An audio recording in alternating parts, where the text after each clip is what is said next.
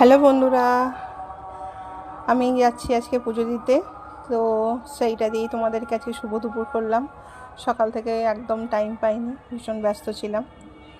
এই যে আমি দু জায়গায় আসলে পুজো দিই।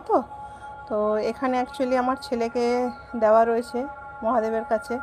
তো সেই জন্য এই একটা পুজো, এটা আমাদের একদম বাড়ির পাশেই কাকিমাদের, এটা অর্ধনারীশ্বর মন্দির, এখানেই আমার ছেলেকে দেওয়া রয়েছে। তো ওই মহাদেবের কাছে পুজো দিয়ে দিলাম, দিয়ে এবার চলে এসেছি জল ঢালতে। আমি দু জায়গাতেই পুজো দিই, যখনই পুজো দিই দু জায়গাতেই দিই। এই চলে এসেছি মন্দিরে। এবারে দুধ, গঙ্গা জল, ঘি, মধু, চিনি, দই, পঞ্চামৃত আর কি যেটা হয় সেটা দিয়ে অভিষেক করে, একটু আতপ চাল, একটু পৈতে, তারপরেতে ফল, সমস্ত সব দিয়ে ওনাকে অভিষেক করে নিয়ে মালা পরিয়ে পুজোটা আমার সম্পন্ন করলাম। ঈশ্বরের কাছে এটাই প্রার্থনা করি, তুমি সবাইকে ভালো রেখো, সুস্থ রেখো, আমার ছেলেটার ওপর তোমার আশীর্বাদের হাত রেখো।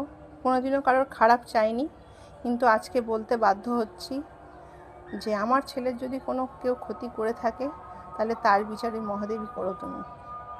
এটাই তোমার কাছে আমার চাওয়া।